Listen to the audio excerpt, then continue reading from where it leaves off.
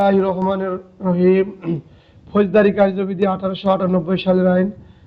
এই আইনের প্রথম আমি কিছু সূচি বলবো, এরপরে আমাদের মূল আলোচনা ফিরে যাব। প্রথম সূচি বলি। ফৌজদারি কার্যবিধি আইনের 4 ধারার 1-এর ক হচ্ছে অ্যাডভোকেট। 4 ধারার 1-এর ক হচ্ছে অ্যাডভোকেট। 1-এর খ হচ্ছে আমলযোগ্য। 1-এর খ হচ্ছে জামিনযোগ্য অপরাধ, জামিনের অযোগ্য অপরাধ। 1-এর খতে দুইটি সংজ্ঞা, জামিনযোগ্য এবং জামিনের অযোগ্য, দুটি অপরাধ। এরপরে গতে হচ্ছে অভিযোগ, চতে হচ্ছে আমলযোগ্য অপরাধ, আমলযোগ্য মামলা, ধর্তব্য অপরাধ, ধর্তব্য মামলা। বর্গের যাতে নালিশ। কে যেন উপরে আছেন? পাপন স্যার, আপনি বন্ধ করে দেন। পাপন স্যার, আপনি নয়েজ আসতেছে আপনার থেকে, ধন্যবাদ। বর্গীয় যাতে নালিশ। টতে ইনকোয়ারি ও অনুসন্ধান, টতে হচ্ছে ইনকোয়ারি অনুসন্ধান। ঠতে হচ্ছে তদন্ত, ঢাকার ঢতে হচ্ছে আমলযোগ্য অপরাধ, আমলের অযোগ্য অপরাধ, আমলের অযোগ্য মামলা, অধর্তব্য অপরাধ, অধর্তব্য মামলা। মধ্যাহ্ন হচ্ছে অপরাধ, মধ্যাহ্নতে হচ্ছে অপরাধ। ততে হচ্ছে থানার ভারপ্রাপ্ত কর্মকর্তা। 6 ধারা ফৌজদারি আদালতের শ্রেণী বিভাগ। তারপরে 10 ধারা নির্বাহী ম্যাজিস্ট্রেট, 11 ধারা জুডিশিয়াল বা বিচারিক ম্যাজিস্ট্রেট, 12 ধারা স্পেশাল ম্যাজিস্ট্রেট, 42 ধারা জনসাধারণ যখন ম্যাজিস্ট্রেট এবং পুলিশকে সাহায্য করতে বাধ্য, জনসাধারণ যখন ম্যাজিস্ট্রেট ও পুলিশ অফিসারকে সাহায্য করতে বাধ্য। 45 ধারা গ্রাম প্রধান, হিসাব রক্ষক, জমির মালিক প্রভৃতি ব্যক্তি অপরাধ সম্পর্কে সংবাদ দিতে বাধ্য। 46 গ্রেপ্তার। 47 যে ব্যক্তিকে গ্রেপ্তার করতে যাবেন তিনি যদি কোনো গৃহ, তাঁবু বা মানুষের বসবাস করা স্থানে প্রবেশ করে, উক্ত স্থানে ভারপ্রাপ্ত ব্যক্তির অনুমতি নিয়ে গ্রেপ্তার কার্যকারী করবেন। 47 দ্বারা যদি অনুমতি না পাওয়া যায়, 48 দ্বারা দরজা জানালা ভেঙে ওই গৃহের মধ্যে প্রবেশ করবেন এবং ওই গৃহের মধ্যে যে কোনো পদ্মানশীল নারী থাকে, সমাজের রীতিনীতি মেনে চলে, তাহলে তাকে নির্বিঘ্নে সরে যাওয়ার জন্য সুযোগ দেবেন। 49 গৃহের মধ্যে যখন আপনি আটকা পড়ে যাবেন, দরজা জানালা ভেঙে বাইর হয়ে আসবেন। 50 গ্রেপ্তারকৃত ব্যক্তিকে প্রয়োজনের অধিক নিয়ন্ত্রণ আরোপ করা যাবে না। 50 গ্রেপ্তারকৃত ব্যক্তিকে প্রয়োজনের অধিক নিয়ন্ত্রণ আরোপ করা যাবে না। 51 দেহ তল্লাশি। 52 মহিলার দেহ তল্লাশি, নারীর দেহ তল্লাশি। 53 আপত্তিকর অস্ত্রশস্ত্র সরায় নিয়ে যাবেন। 54 আমলের অযোগ্য অপরাধে বিনা পরোয়ানায় গ্রেপ্তার। 54 আমলের অযোগ্য অপরাধে 54 আমলযোগ্য অপরাধের বিনা পরোয়ানায় গ্রেপ্তার। সংশোধনী আছে 11টা কথা আছে সংশোধনী, মোট 11টা পয়েন্ট আছে। প্রথম, দ্বিতীয়, তৃতীয়, চতুর্থ করে দশম এবং একাদশ পর্যন্ত লিখবেন, ছোট ছোট করে মনে রাখবেন। 55 ভবঘুরে অভ্যাসগত অপরাধী, ডাকাত প্রভৃতি ব্যক্তিকে থানার ভারপ্রাপ্ত কর্মকর্তা বিনা পরোয়ানায় গ্রেপ্তার করতে পারে। ভবঘুরে অভ্যাসগত অপরাধী, ডাকাত প্রভৃতি ব্যক্তিকে বিনা পরোয়ানায় গ্রেপ্তার। 56 পুলিশ অফিসারের যখন অধীনস্থ কর্মচারীকে বিনা পরোয়ানায় গ্রেপ্তারের নির্দেশ দেয়। 56 পুলিশ অফিসার যখন অধীনস্থকে বিনা পরোয়ানায় গ্রেপ্তারের নির্দেশ দেয়।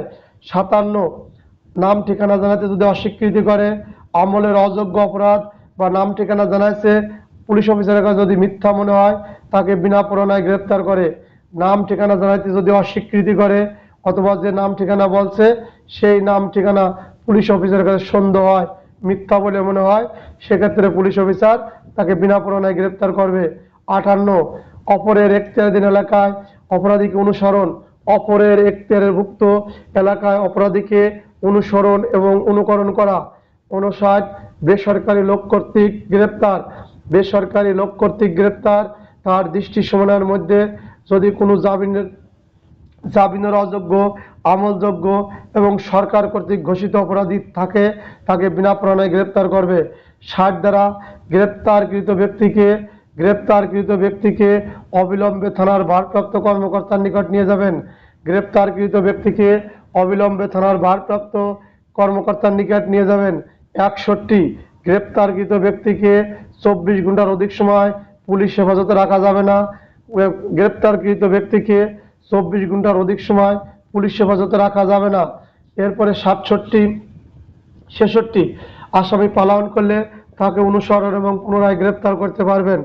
আসামি পালায়ন করলে তাকে অনুসরণ এবং পুনরায় গ্রেপ্তার করতে পারবেন।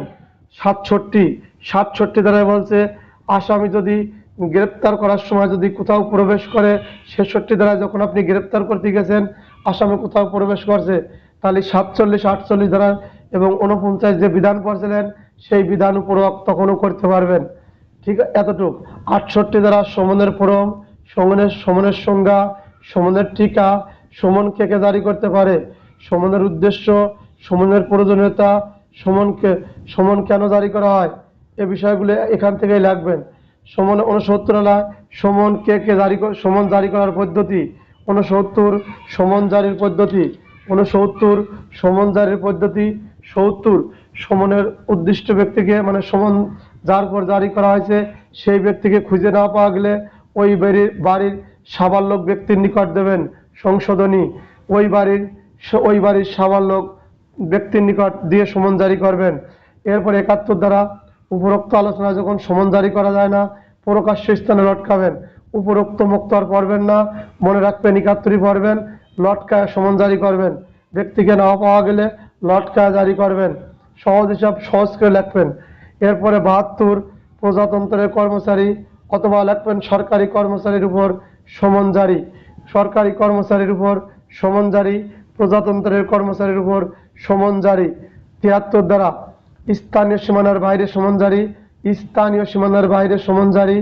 এরপরে 74 দ্বারা সমন যে জারি করছিলেন 1 কপি বুঝে দিছিলেন, প্রথমে হলো 1 কপি বুঝে দিয়েছিলেন, দ্বিতীয় হচ্ছে 1 কপিতে স্বাক্ষর নিয়েছিলেন, 3 নম্বর হচ্ছে ডাকযোগে প্রেরণ হয়েছিল, 4র্থ নম্বর হচ্ছে ওই বাড়ির সাবালক ব্যক্তির কাছে দিয়েছিলেন, 5ম হচ্ছে আপনি লটকায় দিয়েছিলেন। তারপরে কি সপ্তম হচ্ছে আপনি প্রজাতন্ত্রের কর্মচারীর উপর সমন জারি করছিলেন। 73 হলে 1 দিন এলাকার সময়ের ভিতর সমন জারি করছিলেন। সবগুলোই আপনার প্রমাণ আছে, 74 প্রমাণ নিয়ে মাথা ব্যথানোর দরকার নাই, এতটুকুই। 75 দ্বারা গ্রেপ্তারি পরোয়ানা, 75 দ্বারা গ্রেপ্তারি পরোয়ানা, 76 জামিনযোগ্য পরোয়ানা বা আদালত জামানত গ্রহণের নির্দেশ দিতে পারে, আদালত জামানত গ্রহণ নির্দেশ দিতে পারে বা জামিনযোগ্য পরোয়ানা। 77 পরোয়ানা যাহার নিকট প্রেরণ করিতে হইবে, পরোয়ানা যাহার নিকট প্রেরণ করলে এখন শিরোনাম ভালো লাগবে না, মনে রাখবেন। 77 দ্বারা নির্দিষ্ট পরোয়ানা পুলিশ অফিসারের নিকট প্রেরিত হবে। যদি পুলিশ তাৎক্ষণিক আসামি গ্রেপ্তার করার প্রয়োজন হয় তাহলে এক বা একাধিক ব্যক্তির নিকট পরোয়ানা প্রেরণ করতে পারে আদালত। পরোয়ানা সাধারণত পুলিশ অফিসারের কাছে প্রেরণ করে, কিন্তু আসামি তাৎক্ষণিক গ্রেপ্তার করার প্রয়োজনে এই পরোয়ানা এক বা একাধিক ব্যক্তির নিকট আদালত প্রেরণ করবে। এরপরে আসেন 78 দ্বারা ভুল করেছি, 78 দ্বারা জমির মালিক, ম্যানেজার, কৃষক প্রভৃতি ব্যক্তির নিকট পরোয়ানা প্রেরণ। এই প্রথম শ্রেণীর ম্যাজিস্ট্রেট মেট্রোপলিটন এলাকার বাইরে এই সমন জারি করে। তাহলে প্রথম শ্রেণীর ম্যাজিস্ট্রেট, কৃষক, জমির মালিক এবং ম্যানেজার এদের নিকট সমন জারি করে। এগুলো কিন্তু গুরুত্বপূর্ণ। চলার পথে দেখবেন অনেকে বলবে যে পাবলিকের কাছে হয় না, তখন আপনি পুলিশের সাব ইন্সপেক্টর, আপনি হবেন ইন্সপেক্টর, আপনি হবেন এসি, সেদিন বলবেন না। 78 দ্বারা আছে জমির মালিক, কৃষক এবং ম্যানেজার। 77 আছে পুলিশ অফিসার ব্যতীত এক বা একাধিক ব্যক্তি, কিন্তু এখানে পাবলিক না সরকারি কর্মচারী ব্যাপক ব্যাখ্যা নাই, যদি ভাষ্য কেউ দেখতে মনে চায় দেখে নেবেন, ওইখানে আছে ব্যাপক ব্যাখ্যা। এরপরে 79 পুলিশ অফিসারের নিকট নির্দিষ্ট প্রেরিত পরোয়ানা, পুলিশ অফিসারের নিকট নির্দিষ্ট পরোয়ানা প্রেরণ, পুলিশ অফিসারের নিকট প্রেরিত পরোয়ানা প্রেরণ মানে নির্দিষ্ট পুলিশ অফিসারের কাছে পরোয়ানা প্রেরণ করে। 79 পরোয়ানার সারমর্ম বিজ্ঞপ্তিকরণ, পরোয়ানার সারমর্ম, পরোয়ানার মধ্যে কি লেখা আছে, ওর কত ধারা অপরাধ সংক্ষেপে বলবেন, ধারা উল্লেখ থাকে, নাম ঠিকানা থাকে, ধারা বললেই বলবেন যে ও বুঝে ফেলবেন যে আমার এই অপরাধ। এরপর আছে 81 দ্বারা গ্রেপ্তারকৃত ব্যক্তিকে পরোয়ানামূলে যাকে গ্রেপ্তার করবেন অবিলম্বে আদালতে হাজির করবেন, পরোয়ানামূলে যাকে গ্রেপ্তার করবেন অবিলম্বে তাকে আদালতে হাজির করবেন। 83 দ্বারা 82 গ্রেপ্তারকৃত ব্যক্তিকে পরোয়ানা বাংলাদেশের যে কোনো স্থানে কার্যকারী করা যাবে। 82, পরোয়ানা বাংলাদেশের যে কোনো স্থানে কার্যকারী করা যাবে। 83, এখতিয়ারাধীন এলাকার বাইরে পরোয়ানা প্রেরণ। এখতিয়ারাধীন এলাকার বাইরে আদালত পরোয়ানা প্রেরণ করে আরেক আদালতে। 84, এক জেলার পুলিশ অপর জেলা যখন পরোয়ানা গ্রেপ্তার করে এই পরোয়ানা, ঠিক আছে, পরোয়ানা নিয়ে যাদের গ্রেপ্তার কার্যকারী করে এই কথা উল্লেখ আছে। এখতিয়ারের বাইরে কার্যকারী করার জন্য পুলিশ অফিসারের নিকট প্রেরিত পরোয়ানা। পরোয়ানা কিন্তু এই 75, কে কোথায় কিভাবে কাজ করবে তার ব্যাখ্যা করা। এরপরে আসেন 87, পলাতক ব্যক্তির সম্পত্তি করক। পলাতক ব্যক্তির সম্পত্তি করক হুলিয়া হুলিয়া ঘোষণাপত্র। হুলিয়া ঘোষণাপত্র। এরপরে 88 হচ্ছে করক। 88 হচ্ছে করক। করক সম্পত্তি করক করে দুইভাবে, স্থাবর এবং অস্থাবর সম্পত্তি করক। সম্পত্তি করক, পলাতক ব্যক্তির সম্পত্তি করক। পলাতক ব্যক্তির সম্পত্তি করক। এরপর আসেন 89, করকি সম্পত্তি প্রত্যাপন। করকি সম্পত্তি প্রত্যাপন। করকি সম্পত্তি প্রত্যাপন। এরপর আসেন 90, সমনের পরিবর্তে অথবা সমনের অতিরিক্ত পরোয়ানা জারি। সমনের পরিবর্তে অথবা সমনের অতিরিক্ত পরোয়ানা জারি। সমনের পরিবর্তে অথবা সমনের অতিরিক্ত পরোয়ানা জারি। এইটা খুব দামি ধারা। 90, 91, হাজির হওয়ার জন্য মুচলেকা নেবার ক্ষমতা। হাজির হওয়ার জন্য মুচলেকা নেবার ক্ষমতা। 92, হাজির হওয়ার মুচলেকার শর্ত লঙ্ঘন করলে গ্রেপ্তার। হাজির হওয়ায় মুচলেকার শর্ত লঙ্ঘন করলে গ্রেপ্তার। 93 ক, বাংলাদেশের বাইরে সমন প্রেরণ। 93 ক, বাংলাদেশের বাইরে সমন প্রেরণ। 94, বাংলাদেশের বাইরে পরোয়ানা প্রেরণ। ভুল করেছি। 93 খ, বাংলাদেশের বাইরে পরোয়ানা প্রেরণ। বাংলাদেশের বাইরে পরোয়ানা প্রেরণ। 93 ক, বিদেশ হতে বাংলাদেশে পরোয়ানা। বিদেশ হতে বাংলাদেশে পরোয়ানা প্রাপ্তি স্বীকার বা বিদেশ থেকে যে পরোয়ানা বাংলাদেশে আসবে, এই তিনটে বেশি গুরুত্বপূর্ণ। এখন আসেন অধ্যায় 7, দলিল দলিল দলিল দাখিলকরণ বা সমন। 94, 95 আপনারা সূচি মুখস্থ করা লাগবে না, যারা ক্লাস শুনে বসছেন অতটুকুর মধ্যে সীমাবদ্ধ থাকেন। তারপর আমি বলে যাই 94, দলিলাদি বা অন্য কোনো বস্তু দ্রব্য দাখিল করার জন্য সমন প্রেরণ। দলিলাদি কোনো বস্তু দ্রব্য দাখিল করার জন্য সমন প্রেরণ। এরপরে 95, চিঠিপত্র বা টেলিগ্রাফ সম্পর্কিত কার্যবিধি। চিঠিপত্র বা টেলিগ্রাম সম্পর্কিত কার্যবিধি। 95, মূল পড়ায় চলে আসলেন তল্লাশি পরোয়ানা। 96 হলো কখন তল্লাশি পরোয়ানা দেওয়া যাইতে পারে।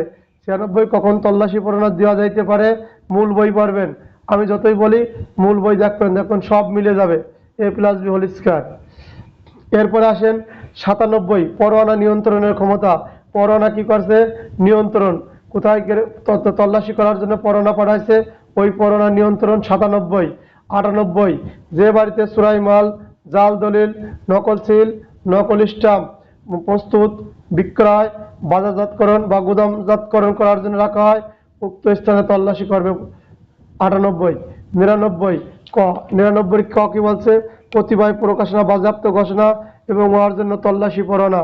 কতিপয় প্রকাশনাকে সরকার বাজেয়াপ্ত ঘোষণা করতে পারে বা করে রাখছে, ওই স্থানে যদি সরকার বিরোধী, রাষ্ট্রবিরোধী এবং যে পুস্তক বই প্রকাশ করা নিষেধ তা যদি প্রকাশ করে তাহলে তল্লাশি করা যাবে। 100 দ্বারা বেআইনিভাবে আটক।